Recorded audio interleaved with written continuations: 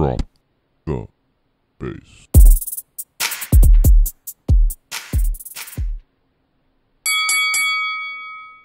And with that bell, ladies and gentlemen, you know we are live with the one and only The Average Kid Podcast. Today, I am bringing back my very first guest, Dylan Douthitt, because my guest that I was going to have on tonight bailed on me for the second time. So I told him that we would just try one time later on whenever he is free. You know who you are. Make sure next time you fucking open up your schedule and we get this shit done. But anyways, so yeah, everybody, welcome back, the one, the only, Mr. Dylan Douthitt. Woo! What's up? Alright, so anyways, we're going to talk to you about a couple of things, but first I want to just thank everybody for going and watching my first video, or listening to my first video, I should say, because you can't see anything except my beautiful logo. But I just want you to know that I really appreciate everybody's feedback that has, let me know on Twitter or through text message or even on Facebook. I know I've gotten a couple of comments on there, but I just want to say I appreciate it, and I hear what your compliments and things I should work on are, and I'm definitely going to try to do those, but those things take time, so just bear with me in all these times. But let's just get right into it, Mr. Douthitt. So, over the weekend, I'm pretty sure you said you went and seen the new Jungle Book movie. It's fucking amazing. It was great. So, tell me, what would you rate it? On a scale from 1 to 10, Of course. I think it's a hard 8. Hard 8. I mean, the child, like me and Chaz were talking about, he kind of has a hard time, because it's just him and a green screen. So he kind of has a hard time, acting it out, because the kid's only like 10 or 11. Okay, so what you're telling me is that kid wasn't really with any animals. Is that what you're trying to tell me here? I mean, no, you don't put a fucking panther with a 10-year-old turtle. Or a tiger, for that matter. I did. It's no big deal to me. But other than that, you want real reactions, you put the kid with the fucking tigers and the fucking panthers. Well, if you want death, I mean, yeah, you do that. But if you want... No, he'll be fine. He'll be fine. No, so what you're telling me is that you would suggest this movie for people to go see? Definitely. It's for all ages, really. I mean, there's some parts in it where you're like, this is a kid's movie? And then, I mean, it's just so dark sometimes. It's not like anything like explicit or anything like that. It just gets kind of dark at some points, and you're just like, wow, I can't believe I just seen that in this movie. And it's like rated what, PG, I think. But it was great. I don't know, Douthitt. You're the one that went and seen the movie. It was great. Special effects on it were great. The voice actors did amazing. I think Idris Elba is the tiger, Shere Khan. Yeah. And he fucking kills it. Like, I want to say, isn't Bill Murray in it too? Yeah, Bill Murray is the bear, and he did an awesome job too. Yeah. The only one I really had a problem with was King Louie. He wasn't really as playful in this one. He's kind of more like a badass, but he's like fucking like 24 feet tall, and he lives in this like it looks like a fucking pyramid thing, and he starts going after Mowgli, and listen, you were literally giving the whole movie away. I just wanted to know the rating. Jesus Christ, spoiler alert out the ass, people. Spoiler alert. Spoiler alert. Spoiler alert times 10. Sorry. Okay, so we're just gonna. Okay, he gives it an 8 out of 10. I didn't give anything substantial away. Like, he didn't fucking like. I didn't say he like killed him or anything like that. Oh my god. Okay, everybody, you literally just found out the plot. I don't know. That's not the plot. Don't listen to Toto. Go see Jungle Book now. Hey, listen, this is my podcast. You don't talk to the people. I talk to the people. All right, whatever. You understand? They're here to listen to the average kid. I'm the average kid. I'm 5'8", white. All right, I'm the average kid. But so, anyways, other than that, you wouldn't seen that Sunday. We had a pretty decent card Saturday, UFC 197. There was some very low moments during that card. Then it got really high, and then it got really low again. Yeah, very fucking low. So let's just go ahead and start with number one. Do you want to start off with like the fights we talked about? Like first we talked about the Pettis one, and then we talked Yes, about. I think everybody would like that. All right. Okay, so like we said in the first podcast, we're gonna talk about the Anthony Pettis fight between him and Barboza, Mighty Mouse versus Cejudo, and John Jones versus Ovince St. Preux. So let's just start it off with the Anthony Pettis fight. Give me your reactions to that match. Well, went down kind of like I thought it would go. I mean, I said Pettis only had a chance on the ground and it never got to the ground, I don't think. I actually think Pettis shot for a takedown once, got stuffed. Mm-hmm. Yeah, I don't think he wanted anything to do with Barboza on the feet. He seemed pretty timid and tentative to strike with him. Well, he didn't look. I don't think he looked bad. It's just that he was like you said, he was hesitant and he wasn't pulling the trigger, not like he should have. Not like I honestly do think ever since he lost his title, he's not been the same Anthony Pettis because RDA did beat him so bad, and like it was a legitimate beatdown. Like Pettis couldn't do anything that whole fight, and then what happened to him against Alvarez. Is that right? Mm-hmm. He fought Alvarez after he lost the belt, and Alvarez just mauled him the whole time, which was a stupid bullshit fight in the beginning. And I just don't think we're ever going to see the same Pettis until he gets that win again. So you think it's just like confidence issue? I really do. Like I just think his mind is just. I mean, obviously he went into that fight thinking that he needed that fight bad. Barbosa's a tough opponent. I mean, like I said in the first podcast, I didn't know a whole lot about him, but after watching him fight Pettis, he's legit. Like I'm not gonna take anything away from him. He was using that inside leg kick like it was nobody's business. Like he was using that for one. I don't think he was slowing down Pettis at all because Pettis was still, upbeat the whole fight. He was still standing on his toes, but I think he was using it to keep Pettis at a distance and not letting him get close to use Pettis' striking, because that's what Pettis is most known for is his striking, I would say.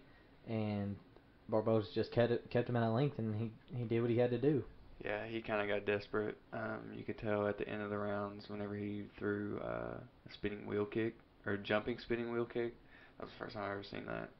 And he threw something else crazy at the end of the second round. And then the end of the third round, Barboza was just like not willing to engage with him because he knew he won. Mm-hmm. So he was just kind of like backing off from him, which I fucking hate to see personally because you figure you don't want to even chance it with the judges with the way they've been. It kind of amazed me that he didn't even want to kind of solidify it, but I mean he won. It was pretty clear. He won every round. Yeah, it was tough to watch for sure. But on to the second fight of the night, we had Mighty Mouse and Henry Cejudo. Going into that fight, I was a little bit worried about Mighty Mouse because I thought if he really did get taken to the ground, I thought he would have a tough time because Cejudo looks bigger than Mighty Mouse. But that Mighty Mouse clearly showed he deserves to be the number one pound for pound fighter. He's the best in the UFC by far. Well, I wouldn't say by far because John Jones is right there, but we'll get into that. But Mighty Mouse was amazing in that fight. He pushed Cejudo with the tempo, and Cejudo is a gold medalist wrestler. A gold medalist, the highest you can get as a wrestler. That's what Cejudo is. Cejudo took Mighty Mouse down, and all of us had the same thing. Said the same thing. We was like, oh, But Mighty Mouse literally just dug his feet into Cejudo and just kicked him off of him. Yep, got butterfly guard, pushed him off. So that was pretty legit. That didn't really shock me that much because Mighty Mouse always talks about, we talked about on Joe's podcast, that like whenever he hits the ground versus like if another fighter hits the ground, they're like, oh shit, I'm on my back, and he's like, oh, gotta get back up. That's his thought process compared to others. So I wasn't really surprised, honestly.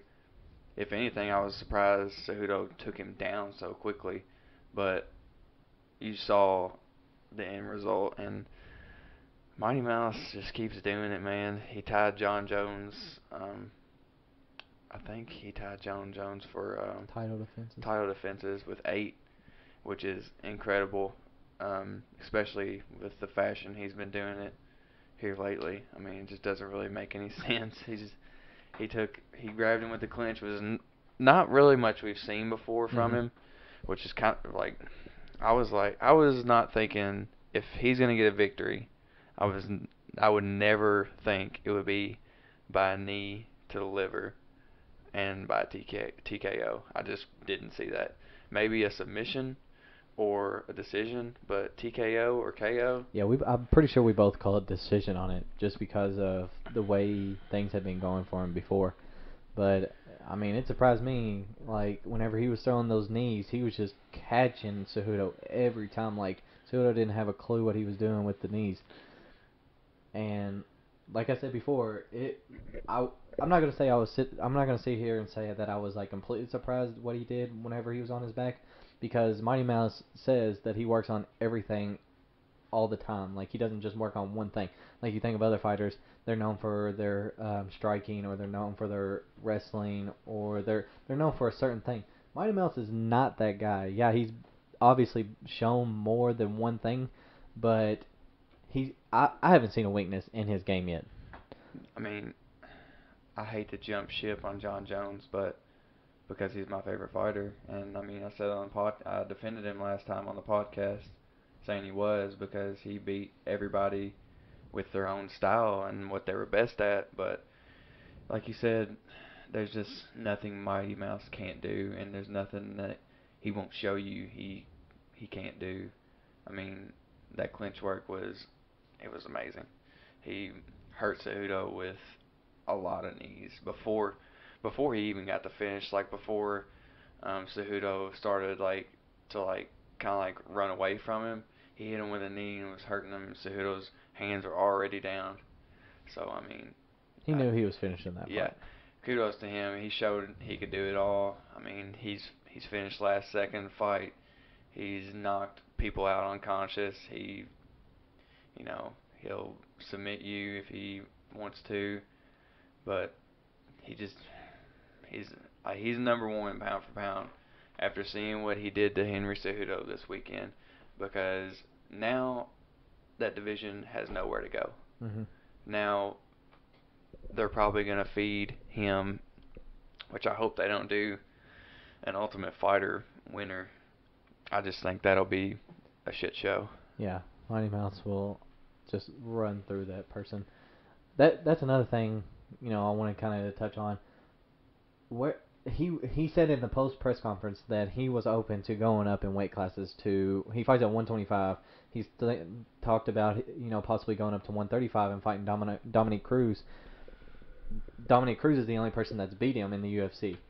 So I mean, obviously, I think that's really his next move, because, like you said, he's beaten everybody in that division more than once. I think he should take a tune-up fight at 135. You don't really want to jump the gun and go to the king in that division. I mean, Dom's, despite being out with injury for the past 2 or 3 years. 2-3 years. I think it's like 4 years actually. Yeah. No, it was 2 years, because he came back, fought Mitsugaki. Yeah, he was out for like 2 or 3 years, something like that. Anyways, he's still the king in that division. And Dillashaw, I don't think you want to go directly for Dillashaw, and I think they're trying to line up the Dotson fight with him again. See, that's just a fight I just don't. I don't have any interest in seeing, regardless of them going up in weight class, which Dotson has done, and he looked better in his last fight going up in that weight, but I still think you get the same result. You think Dotson knocks him out? No, I don't think I don't think I don't think Dotson touches him because that's one of Mighty Mouse's main things. He goes in there focusing on not getting hit. Oh, I was talking about TJ. I was talking about TJ and Oh, I'm saying like Dotson. I'm talking about Mighty Mouse moving up to 135, and you said he needed a tune-up fight. I don't think you give him Dotson because that's the same result. I feel like I think the best for him is to fight Dillashaw because for one thing, Dillashaw's not scheduled to fight anybody as far as I know, and Faber and Cruz is up next to fight each other, which blows my mind because that's just a dumb fight in my opinion. Yeah, that fight doesn't really make sense to me, but they're gonna put it on. I think it's gonna be 199. yeah, it's gonna be the co-main event, but I think it's gonna be Uriah's like going away party kind of, because I mean he's getting up there in age. He doesn't look it, but he's been in the sport a long time. So I literally hate looking at that guy so much. I mean I like him, but I don't know. Maybe you throw him I like wouldn't hang out with him. maybe you throw him a top 10 guy like Michael McDonald or Brian Caraway, which is Misha Tate's boyfriend. Maybe Smoke show. yeah, Smoke Show 3000. But yeah, maybe you do that instead of just throwing the fucking champ. Hell, maybe he could be the first person in UFC history to hold two belts at the same time and defend them both. Sure. I mean, he could. He's not that active, but which is crazy because he, like you said, he tied John Jones' record for consecutive title defenses, and we hear nothing about him. The only time we do hear anything about him is whenever he is having a fight. Other than that, we don't hear anything about him. And he said himself, he doesn't get paid major bucks, and which is crazy. It's unbelievable that he doesn't get more recognition than what he does. Yeah, compared to Conor and Ronda and all those other stars in the UFC, even probably John Jones, he still hasn't made that type of money. And I mean, he has other sources of income. Don't get me wrong, like he streams live on Twitch and stuff like that. I think he gets paid for that. Yeah.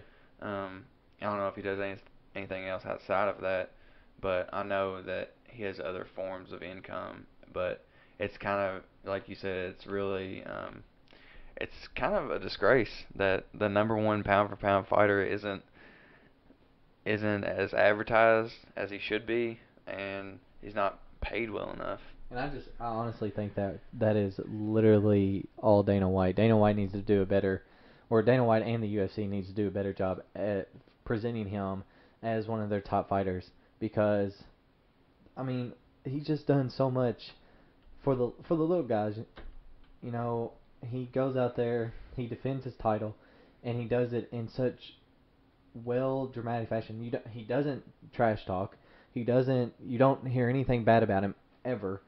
He's just a class act fighter, and everybody has said it. Whenever you have kids or you want to sit there and say, if you want to be like a fighter, be like Demetrius Johnson. Mm-hmm. There's nobody I would think would say that any other way. If you want to be a fighter, be like Demetrius Johnson. If you want to be a promoter and a fighter, be Conor McGregor. Yeah. I mean, you have to work on your Irish accent, but, you know. Speaking of Conor McGregor, you think the UFC stays with keeping him off the card? It would be stupid for them to do that. I think they lose a lot of money. But at the same time, I get why they're doing it, because they can't put Conor on a pedestal and expect all the other fighters to follow these rules whenever he doesn't have to follow them. But Conor makes a good point the other day whenever he tweeted saying he's made that UFC like $400 million, which is not wrong. Yep. No other fighter has done that Yep. because of the way he does promote fights, and he does go out there and he knocks people out when he says he's going to knock them out, and in a dramatic fashion. Yeah, he got beat by Nate Diaz. Nate Diaz is now a superstar because of Conor. Yeah. I mean, everybody's talking about Nate now, but before that, they were like, well, I mean, people knew who Nate was, but they weren't like, they were, they were thinking that Conor is just gonna walk through this guy. I mean, I didn't, I didn't think Nate was gonna beat him, but I didn't think Nate didn't have a chance. Mm-hmm. I thought Conor was just gonna, he was just gonna win. That's, I mean, it's just like the mantra that's been put on, like the UFC made this mythological creature that was Conor McGregor, like you said, telling, us when he was going to knock the guy out, what round, what minute. Very, very accurate. Very accurate descriptions. And I mean, you bought into that every time he fought. I mean, I didn't really believe whenever he said he was going to knock Jose Aldo out in the first round. It was going to be early, but Well, that's what I was he about did to it. say. Like, whenever you beat the guy that was champ for like 10 years, I mean, come on now. You got to give the man some props. Oh yeah, that in that weight division, I don't think anybody can touch him. I mean, The only yeah, person I do think that could beat him is Aldo, but Aldo would have to make it a drag-out fight. He can't go in there swinging like he did and get caught again. yeah, Because Conor, honest to God, could knock out anybody in that division. yeah. And I don't think anybody could knock him out. Yeah, not only can he I think Aldo could knock him out, but he would have to catch him with a series of shots like Nate did. Nate is not really a power puncher, but he's got combos, and I mean Aldo has power, and I think it could translate to 155, and he's talked about going to 55. Mm-hmm. But I don't think Conor would be.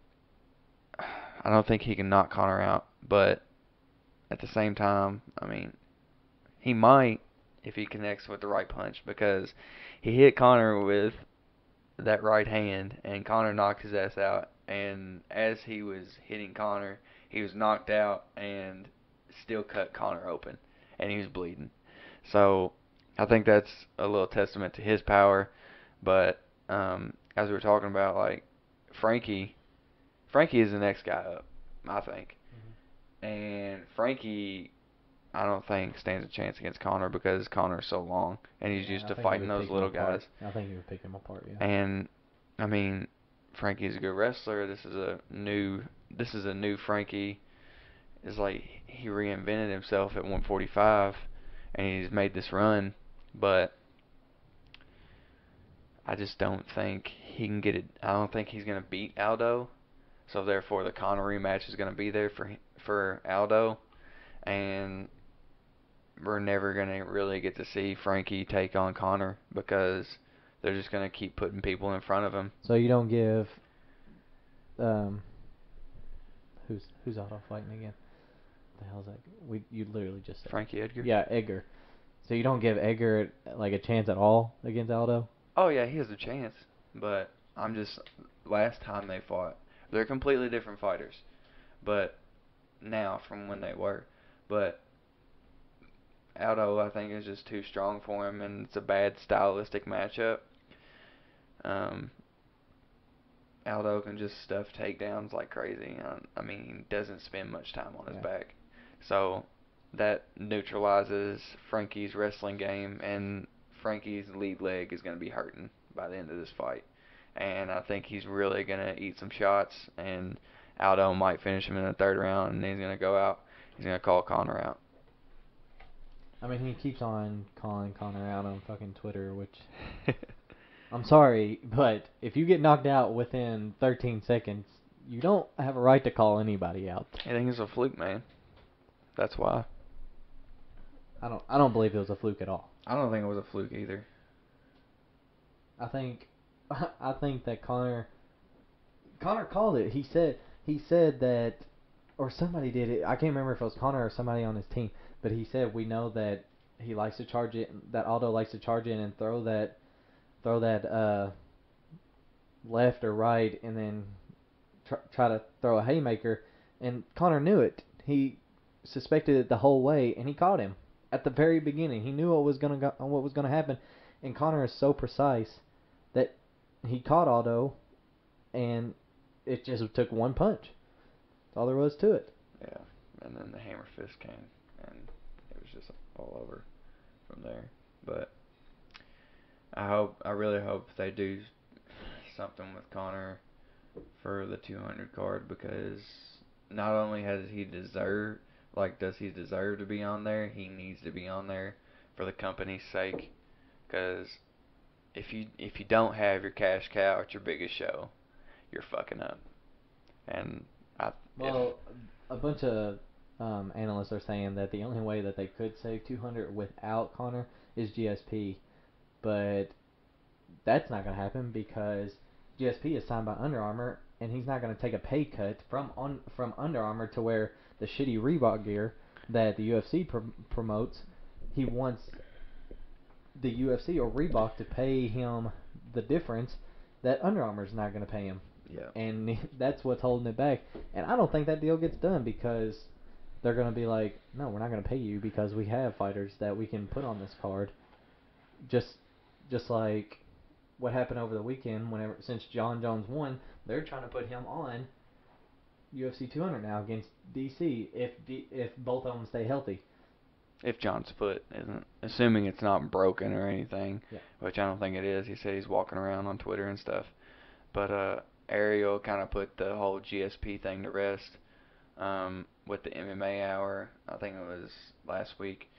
He had GSP on there, and he said that the Nike deal is just holding him back, and the Reebok deal is just holding him back, and he just can't do it. I mean, they're taking steps, and they're like, are they like making different colors for him or some shit? Yeah, I mean, we saw a picture on Twitter. I don't know who posted, but they're supposed to be headlining for the 200 card. They're supposed to be different, but they're not really different. They're just kind of mixing up the patterns. They're just different colors. Yeah. I liked Aldo's thing. We're all Power Rangers now. Yeah. That was perfect. Yeah. Fuck you, Reebok. Never buy one of your fight kits ever.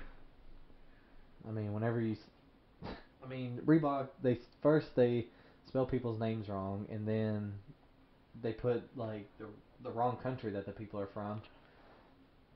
I mean, they need to get their shit together, because other than UFC, what do they have? Like, Reebok doesn't have anything except like CrossFit people, and I'm sorry, but CrossFit ain't bringing any fucking money. So I feel like you need to be focusing more on the UFC. And I don't understand why they did this deal in the first place, because it's screwing fighters over even more than they already are getting screwed over.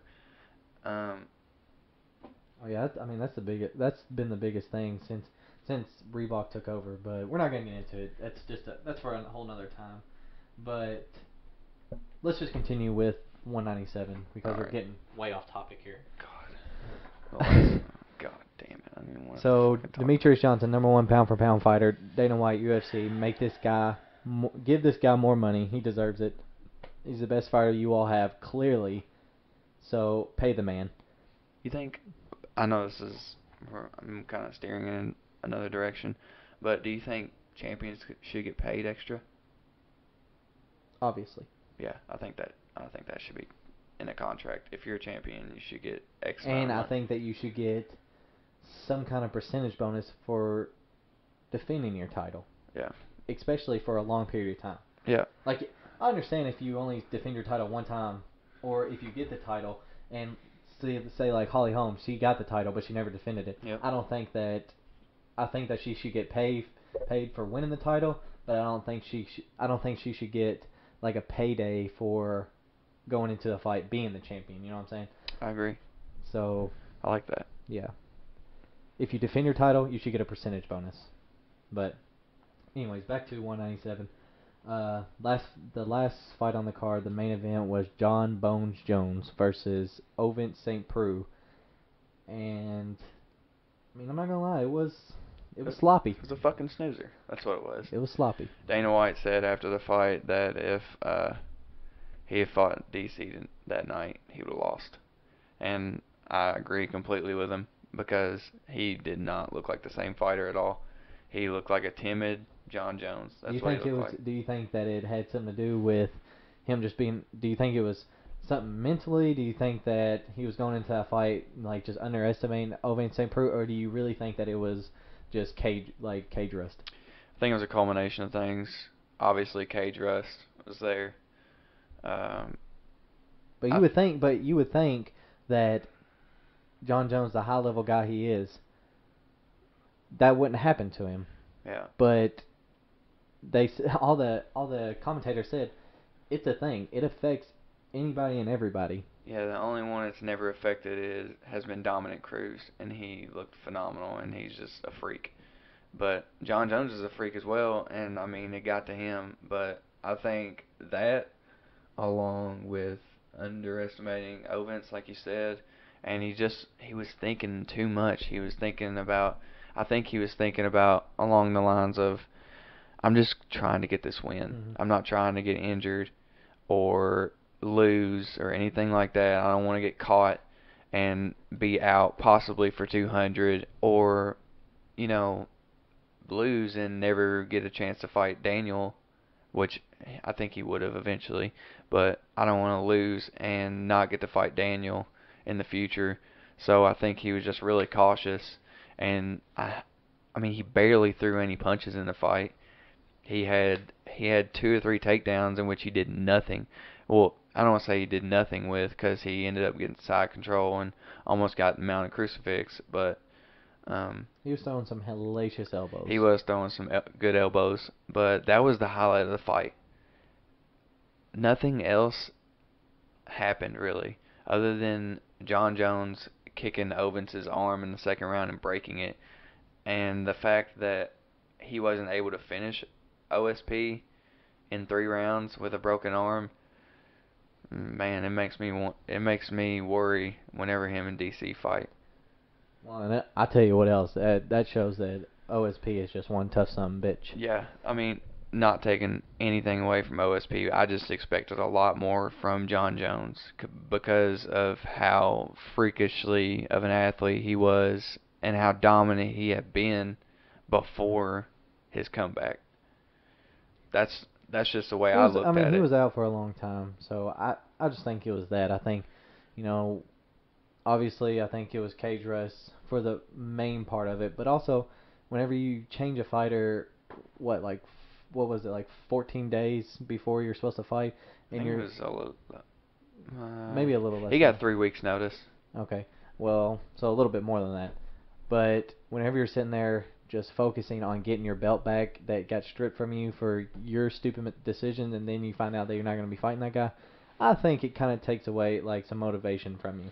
Yeah, it might have taken away some luster for John. He might have lost interest in the fight, but I don't think that was the case. Looked like he was training properly. So that might not have been an issue like it had been in the past. Other than that, I don't really know anything else, any other excuse you can make for him. I mean, he might have been emotional going in because of all the, he'll just come back, whenever he was walking out, I'm coming home, that whole deal. But I don't think that got to him really. I think he really was overthinking every shot, and he just wanted to not lose. That's he what says that for sure. Yeah. And I thought that you was literally about to go through your own TV, and just grab him and tell him. I mean, I wanted to, but what? Is he gonna listen to me? Some guy from Bowling Green, Kentucky. Hey man, he could. I mean, maybe. I doubt it though. But I mean, in my opinion, OSP kind of outshined John Jones in that fight, not because he lost. Obviously, he got beat. It went to decision. He got beat, but OSP had a broken arm, like you said, in the second round. Continued to fight. Like, it didn't look like he had a broken arm. He didn't, hesitate to throw any punches. He wasn't like holding it or anything like that. And he never gave up. Like, he kept on fighting to the very end. And I don't know. I think OSP just surprised a lot of people, including John Jones. Yeah. I mean, he he definitely earned a lot of respect for me. I know that I was like kind of like not really dogging him, but saying he didn't really know how to handle the big moment and the big fighters. That was clear. I mean, yeah, he didn't do very much in this fight, but like you said, he kept throwing punches and stuff whenever he broke his arm when we had no freaking clue that he broke his arm until after the fight, and that's remarkable to me, and that just shows tremendous toughness, and I tip my hat to him. I will say this for John Jones. Whenever he was taking him down, like he was taking him down with ease. Yeah. Like it was like he was picking up a child. Yeah. And OSP was literally in air, like in his grasp, just like he couldn't do anything because he was just like, okay, well, I'm gonna get ready to get slammed down. And there was one time he slammed the shit out of him. I mean, Joe Rogan was like, I literally felt that in the bottom of my feet. Yeah. I mean, Jesus Christ. Yeah, that was crazy. I was happy about those slams and the elbows, but other than that, it was completely disappointing. He looked good for me. whenever he was on. Like obviously anybody's gonna look good whenever they're on top. Like when they're on top of somebody and throwing bows. But he looked he looked the best whenever he was on top. But whenever they were standing, I think he just looked a step slow that night. He looked like he was stuck, like he couldn't decide what he wanted to do. He kept thinking about, well, I'm gonna do this, but I don't know if I should because he could throw that looping overhand right and hit me with it, or he thought about it too much and he didn't pull the trigger like he's capable of doing. And I mean, it still worked. I mean, he won, but it's not what the number one pound for pound in a fighter or in the world does. So, Well, I'm sorry, my friend, but he is. He shouldn't be the number one pound for pound. I well, don't know how they do that. Like I don't know since Mighty Mouse had a better fight that night. I don't know if he's gonna go up higher than the new John rankings Jones. have Mighty Mouse number one. Well, rightfully so. Yep, I agree. And it took literally 5 of us at your house to convince you of that. Well, you know, Tuttle, whenever your favorite fighter is the number one fighter, pound for pound fighter in the world, and you've seen him do some amazing things over the years, you kind of side with him. But I mean, there's no you can't deny it after this weekend that Mighty Mouse is number one pound for pound overall. He literally took what Henry Cejudo was best at and made him look like an amateur. Yeah. Maybe not an amateur, but there was nothing else Henry Cejudo do. Cejudo got him down in his element, his best element of his fighting game, and Mighty Mouse made him look like that it was nothing. Yeah. But I don't know. Anyways, so like we said, it started off like the last 3 fights. Pettis, it sucks. I don't know what's next for him. He needs a win because I think like normally they say if you lose 3 in a row, like you're kind of screwed in the UFC. But I don't know. I think he's a well marketable guy, and he didn't look bad in this last fight. It's just that Barbosa was just better. So I don't know where he goes. Mighty Mouse, obviously number one pound for pound now. Look, by far the best fighter that the UFC has. John Jones, I think, just needs to, get back to where he was before, without the coke. Needs to leave the coke alone because that, I mean, obviously it made him who he was, but at the same time, he's a good enough athlete where he doesn't have to do those things. Yeah, especially if he's gonna fight DC again, he needs to go into camp and really buckle down if he wants to beat DC. I mean, DC is not the most versatile fighter in the world, but he does have 2 really good strengths. Well, he's got a lot of really good strengths, but 2 main ones. And I just think if he doesn't get motivated for that fight, and if he doesn't do the proper things, and he's hesitant like he was in this one, DC's going to take the fight to him, and he's going to be screwed. I agree. So that's how Saturday went on the pay-per-view, 197. Leave us some comments in the comment section below, and let us know how you thought about the weekend if you watched the fights. But other than that, we're gonna go ahead and move on. We're gonna go to the NBA, and I promise after we do this, it's not gonna be the same thing like we had last time on the first podcast. But the NBA has had some major injuries, and it's shaking up the playoffs. It's just interesting to talk about, in my opinion. So number one, this happened Sunday afternoon, right before halftime. Curry got slipped on a wet spot on the court, about fainted, and so he went back in the locker room. He didn't return that game.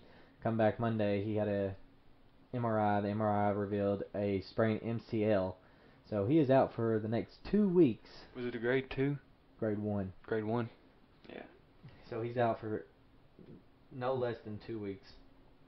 And after 2 weeks, he would be reevaluated. And hopefully to God, surely to God, in California, they have enough good stuff that they can heal him up pretty fast, because that's a huge blow to the Golden State Warriors, if not. Yeah, I'm sure he'll be on all sorts of modalities throughout the week, and they'll fix him up. And he'll be ready to go by 2 weeks. They're going to beat Houston. I mean, I don't want to set that in stone, but they're going to beat Houston. I mean, Jason Terry guaranteed a win at Golden State today. He's a little old, ain't he?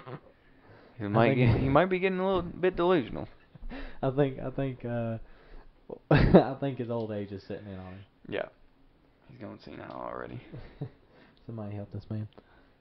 But other than that, there was 2 other pretty major injuries. We had Chris Paul from the LA Clippers broke his hand, so he's out indefinitely for the rest of the playoffs.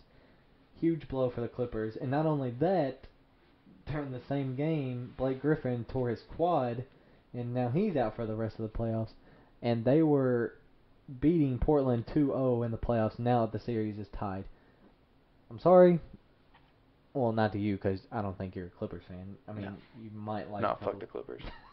But for Clippers fans out there, I'm sorry, but I don't see y'all getting past Portland now. Yeah, I really like Portland, dude. I love Damian Lillard. He's probably my second favorite player in the NBA. I really hope they win. I honestly think that the Clippers don't have a chance now, because they just lost their 2 best players, and they were talking about it today on SportsCenter that whenever they don't have Chris Paul, they basically just don't even fucking win games. Yeah. So, I mean, I'm kind of banking on them being pretty bad and the Trailblazers capitalizing. I see. Well, either way, whoever wins has to face Golden State, and if somehow miracle happens and the Clippers do beat Portland, which is possible, I'm not taking away from it. Crazier things have happened, but if they do beat Portland, they're gonna have to go against Golden State, and probably within the first, I would say, 3 games, they're probably gonna get Curry back.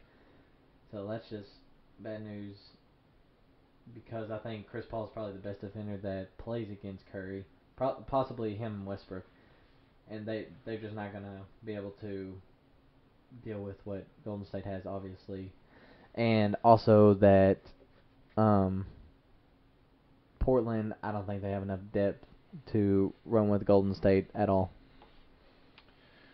So, the Raptors are ahead 3-2, Hawks are ahead 3-2, Cavs obviously advance, Thunder advance, Spurs advance.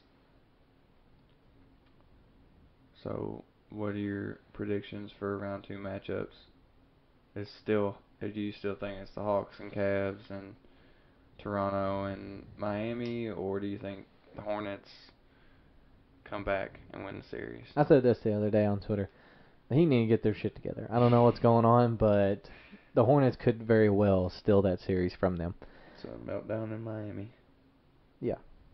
And I think Boston and the Hawks are going to go 7 games with Boston winning. Ooh.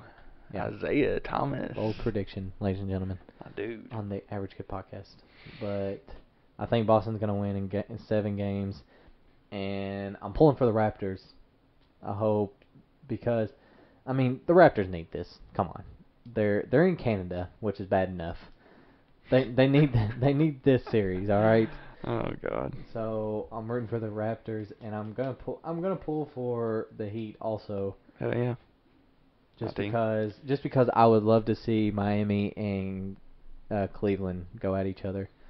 I think that's a pretty tough matchup for Cleveland, but San Antonio has already moved on. They swept the Grizzlies, which was obvious. Golden State, I think, is going to be Houston next game. I think they're going to move on.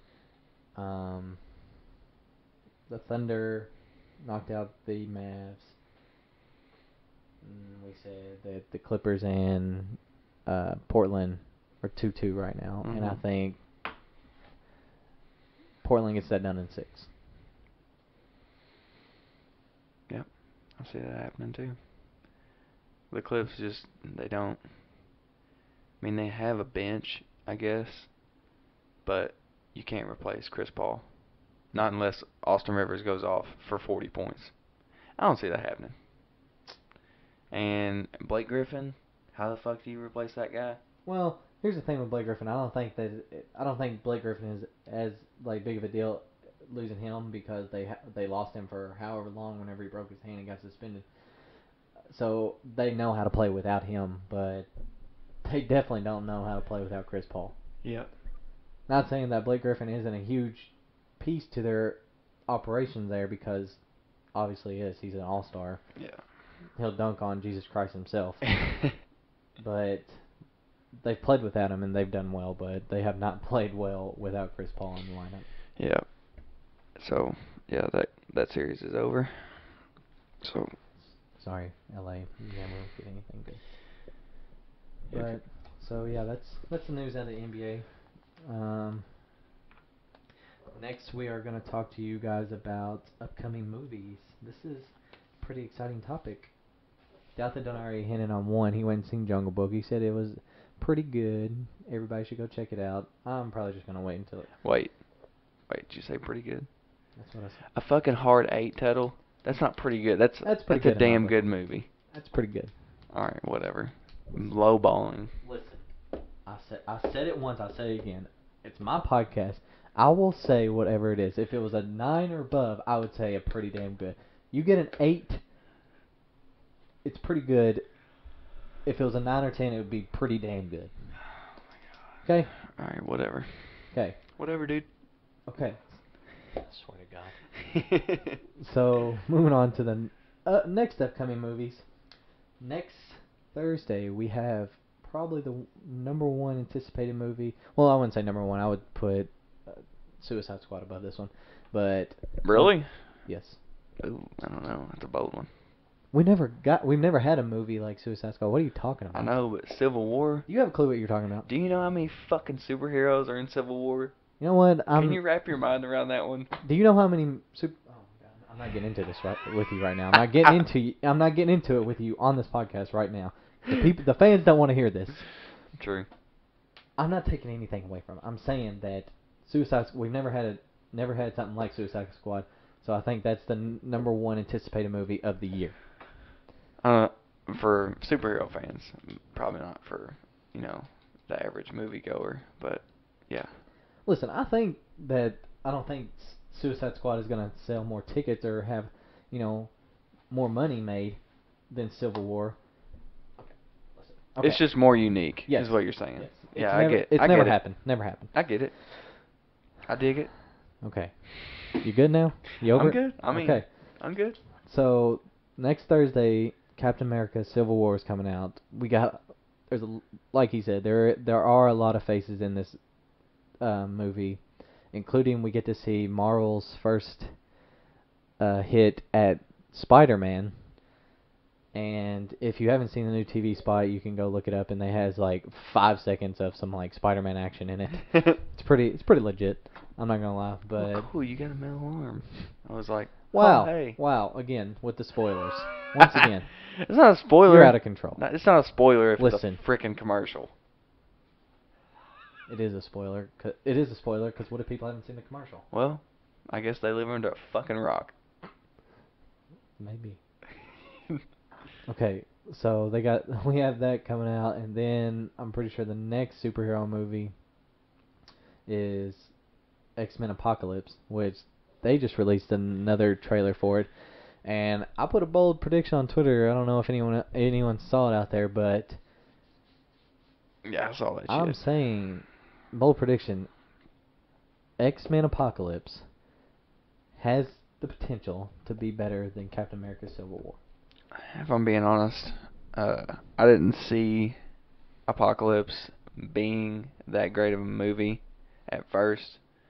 And then I started watching more trailers, and I started to look at Apocalypse a lot more. And the more I got to thinking, this is gonna work. This is gonna be badass. Because if you look at it, they have just as many superheroes or mutants as Civil War does. If not more. Yeah. Probably more. Yeah. Honestly. And I mean, I love that cast. I love the guy who's playing Professor X and Magneto, and obviously Jennifer Lawrence playing Mystique. Smoke Show 9000. God bless. And then they're putting like all new characters in there too, like Nightcrawler and You got young Psylocke. Yeah, you got like the young Cyclops. Archangel, right? Yeah. And then they just released a new character in the trailer. If you haven't seen it yet, go see it. I'm not gonna fucking tell you who's in it. Just say spoiler and then you can say it. Spoiler alert. Spoiler alert. It's Wolverine.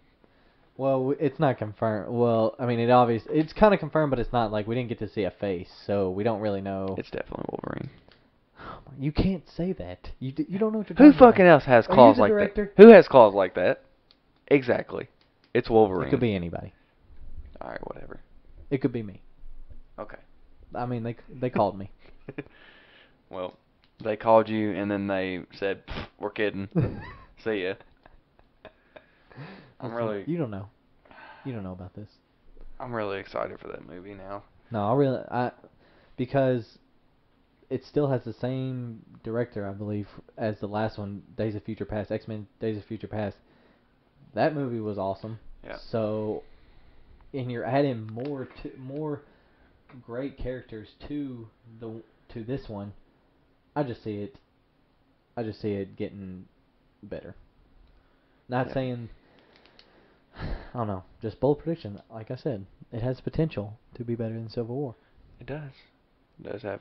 It's a great time to be alive if you're a superhero fan. It is. It's a wonderful time, and if people didn't see the Doctor Strange trailer, I would definitely check it out too. It's a little trippy, and Don't watch that on like LSD or anything. Yeah, don't do that.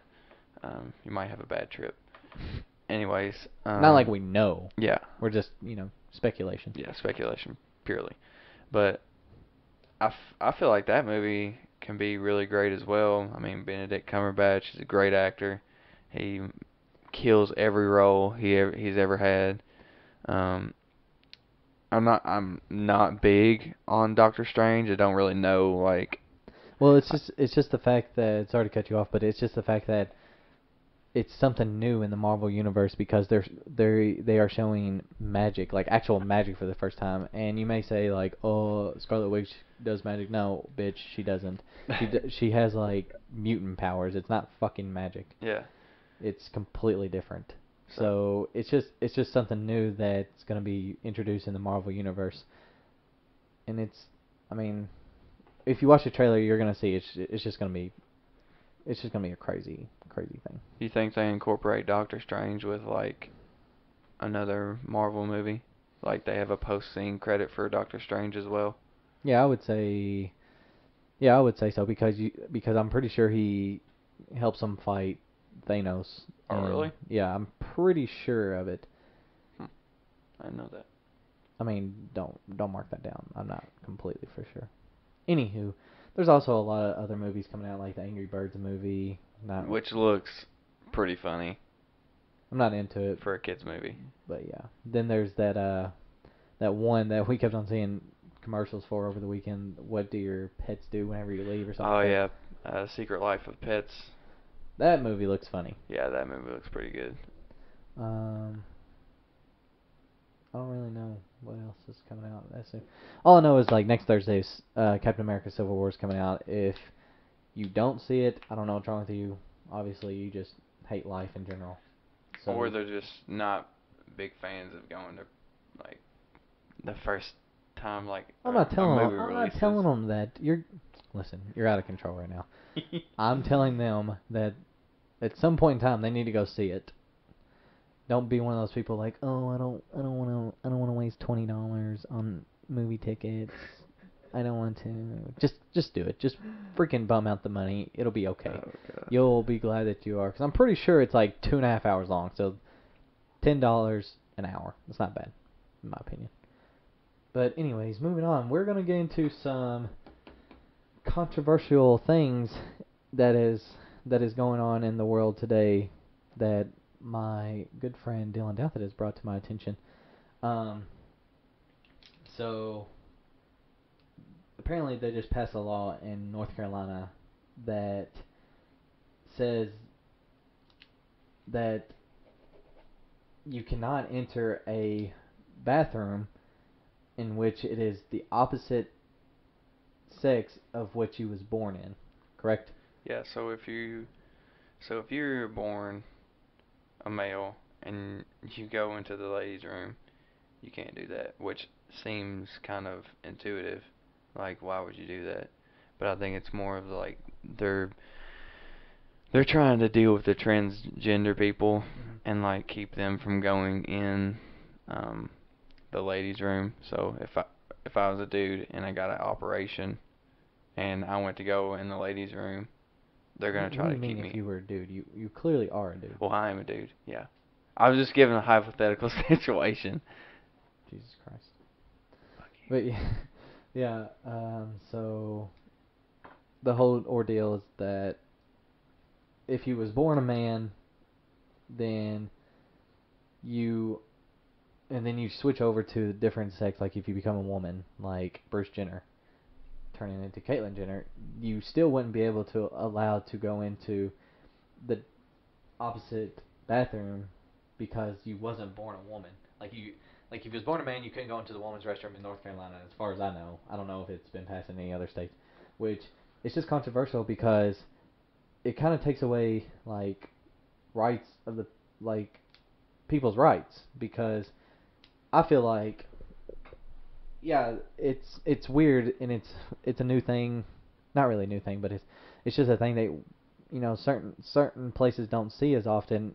People changing genders, and it's just weird to the public, I feel like, and I think it's just a way for them to try to control it and cut down on it, which is bullshit, because in my opinion, people should do what makes them happy. If that means getting rid of your dick and becoming a woman, so be it. I don't think anybody should be able to tell you whether or not you can and cannot do that. Yeah. I think it's just complete, utter bullshit. Yeah, that's totally your choice, and you can do whatever you want. But I think like what the big deal is like is they're gonna start making bathrooms like for like transgender people like to go into. So if like a guy who got an operation wanted to go into the ladies' room, he could. And I mean, I know we're really progressive, or we're leaning towards more progressive ideas nowadays. Mm-hmm. But if I'm a father, I don't know how I like that with a guy going into the bathroom with my 10-year-old daughter.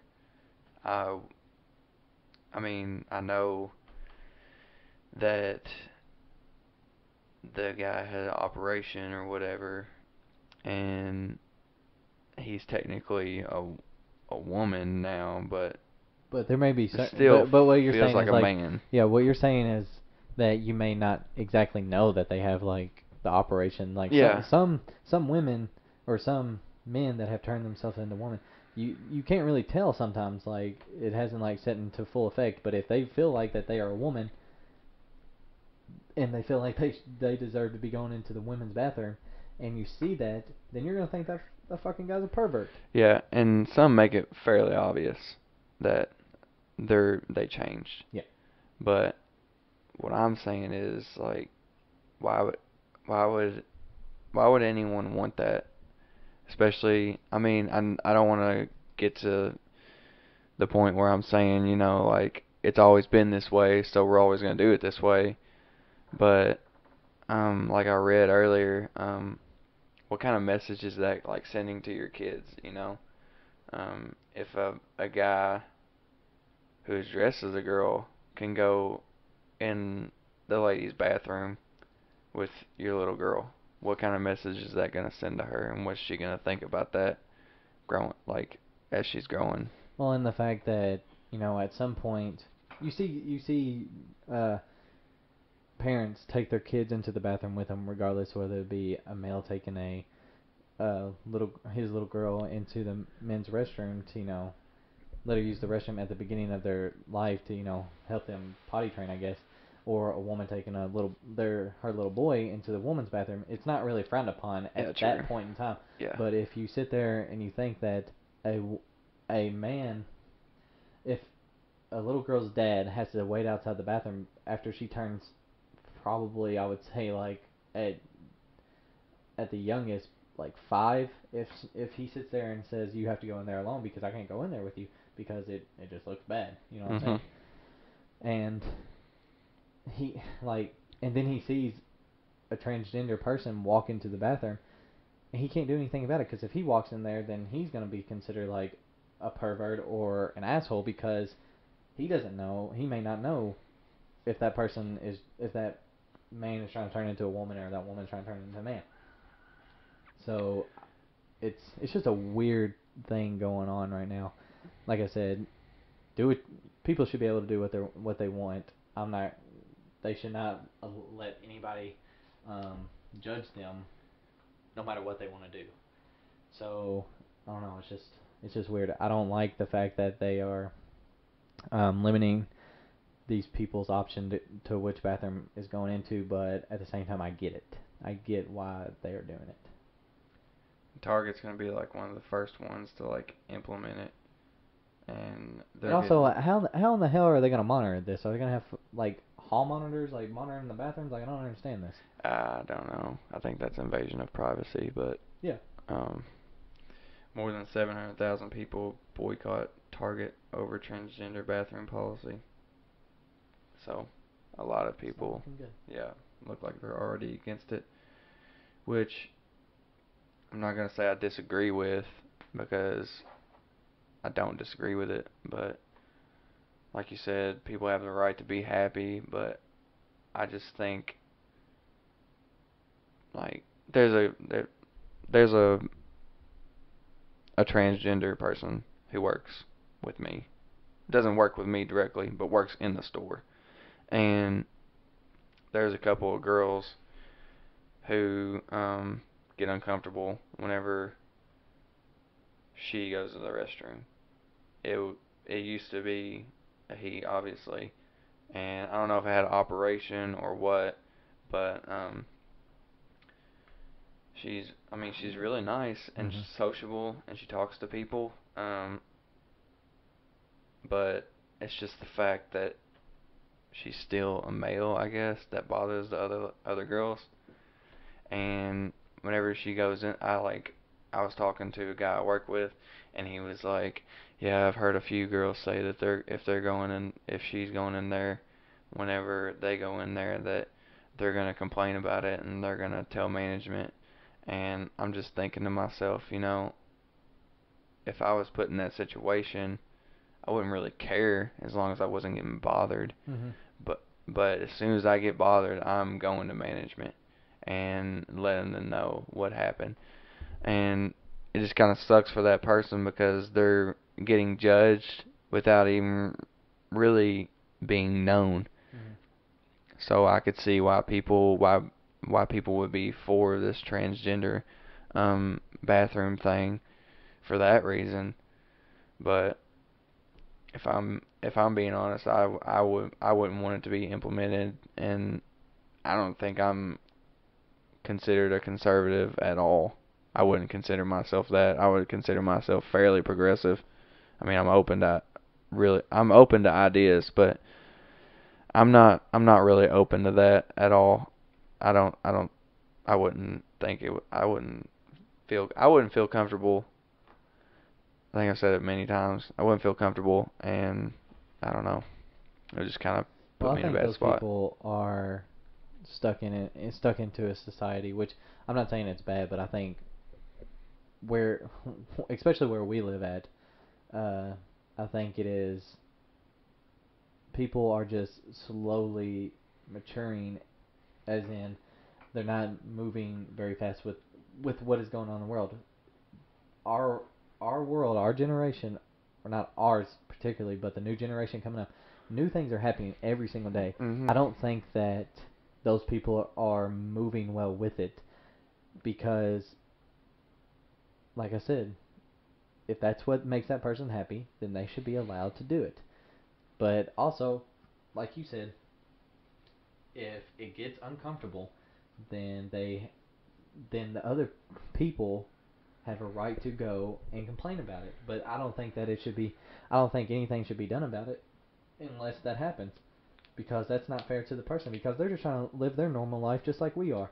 Just because they chose to do it a little different doesn't make them worse than us. Yeah. And I mean, you're just going in there.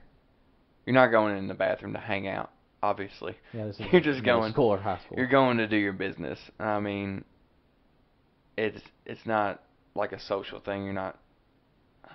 Oh You. no, for women it's like a sanctuary, Uh. Yeah, I guess. But I which is mean. weird because I've like seen most studies show that women's bathrooms are more disgusting than men's bathrooms. Yeah. That's yeah. That's neither here nor there though. Yeah. That's disgusting. Oh my God. That's hard It's to gross. think about. But yeah, I mean, so from the average kid, do what makes you happy, and just screw everybody that tries to tell you otherwise. Just live your life, and I mean, if shit happens, then you just got to take it one step at a time. So are you for this, or you don't really care in either way? Um, I don't like it that they're trying to, tell these people what bathroom they can use because, like I said, for one, how are they going to monitor it? Are they going to be like, hey, let me see your piece. I need to know if like you're truly a girl. You know Let what me I'm see saying? what you're working with. You know, I don't see how they're going to be able to do that. But also, I get it because of what we said. If people are going to be uncomfortable just because how people were raised, like it's just different these days. And until this gets more and more stuff like this happens, then it's just going to continue. It's just going to continue to be like this until people get more comfortable with it. So I understand it both ways, but in my opinion, it doesn't bother me as long as somebody is not trying to like hit on me or anything like that. I'm cool with them. I mean, I had never talked to a transgender, I don't believe, or seen a transgender. Well, I've seen them, but I've never like communicated with them like you say you have. But I mean, I used to have a gay roommate that I lived with whenever I was going to college, and he was just like a normal dude to me. You know what I'm saying? It's weird. It's not really Mhm. the same thing, but at the same time, it's like I didn't think any less of him Yeah. because he was gay. Yeah. So And you would walk in the bathroom with him. yeah, I mean, just as long as he wasn't trying to come on to me, we didn't have a problem. yeah. I mean, y'all could be, talking to each other, pissing in the urinal, and it'd be all good. But, if he goes over to grab your piece Hey, while you're pissing, hey, which is disgusting in the first place, but if he does that, then we're gonna have to be throwing hands. yeah, then He's then gonna we get got a problem. he's gonna get the flying knee. But so yeah, that's our opinion on this whole deal. But we're gonna try to wrap this up real quick with a couple of random questions from the average kid. So, Mr. Dylan Douthitt, you had two the first time you came on to the Average Kid podcast. Yep. Think you did pretty good with those. I mean, I think so. I think one of them was pretty serious, and the other one was kind of laughable. And everybody found them to be, you know, pretty intriguing. yeah, Yeah. pretty. I mean, they were. Yeah. I mean, one's a serious social issue, and the other one was, We're just making it live right now. But so, anyways, let's just go on with these random questions. First question. Everybody's played this game. We're gonna play the fuck, marry, and kill game with you. Oh God. Okay. I'm giving you a tough one too. Oh shit. Okay. Fuck, marry, and kill between Jennifer Lopez, Nicki Minaj, and And Bay. Beyonce. Oh. It's tough. Man, it's tough. Probably killing Nicki Minaj, just to throw that out there. Jesus Christ. You're an animal. I mean, her voice is annoying. I can't stand it. I could not marry that woman. Okay, I could have sex with her, but that's beside the point. Well, no, you can't, because you just killed her. And if well- you had sex with her after you killed her, that's gross. So you need to make up your mind. There's no struggle. I mean, Jeez. no, I'm kidding. That's disgusting. I would Alright, never do well. that. I think I would have sex with Jennifer Lopez, and I would marry Beyonce. It's Queen Bee, man. How you not gonna marry Queen Bee? Okay. I think that's the right order if you're going with those. I mean, maybe. Okay. Moving on to question number 2. What is the number one thing you are most terrified of? Pretty normal question, because I didn't have a lot of time to come up with these. Yeah, this is just a bland question, but it's gotta be snakes. I've always been scared of snakes. Anytime I see one, I fucking run the other way. Like, you're telling me you are terrified. Like, I'm saying, like, Oh yeah. absolutely most terrifying thing you could think of to, like, either happen to you or whatever. Most terrifying thing that I can think of that would ever happen to me is I would wake up in the morning and look on my chest and see a fucking bald python or like a fucking rattlesnake about to strike me in the face. That's the scariest situation I could ever come up with. And that makes me scared to go to sleep tonight, honestly. Alright. And going into with that, the third question, what do you think is the worst way to die?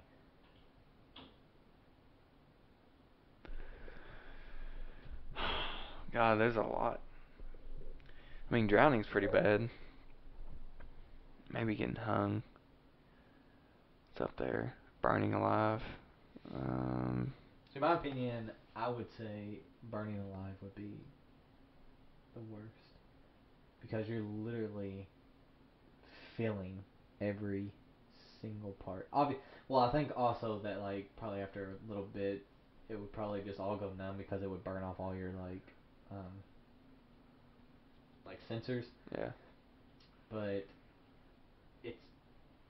it's just the fact that it's just all happening at once, and you can't, like, honestly, you can't do anything about it, and you're just feeling all this pain at one time, and it's just so overwhelming that most likely you're gonna pass out, and it's just, oh god, I hate thinking about it, because that would be the worst way, I think, to go, because you gotta think, it gets your eyes, it gets everything, it gets your lips, like, that freaking back of your arm that fucking hurts whenever people pinch you on it, that starts burning and shit.